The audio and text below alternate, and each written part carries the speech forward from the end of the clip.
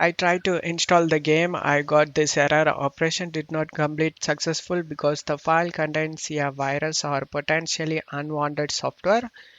All you have to do is select OK and just search Windows Security. Click on Open it. Select the virus and threat protection and select Manage Settings.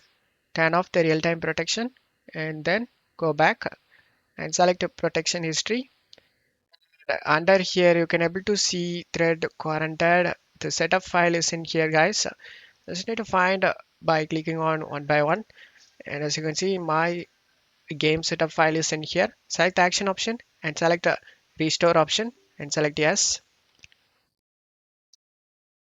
Again select the restore option and the file has been restored, guys. Now go back to virus and threat protection and select manage settings and minimize this page, guys. Now as you can see the setup file is in here. Just double click on it and select more info and select run anyway option and select yes and select OK option. And after this you just need to check my video description for this FitGirl Repack full installation process. Just need to select this link and I will made a video. I just need to follow the video method to install it the game, guys. After installing that method you will never face a game related problem anymore, guys.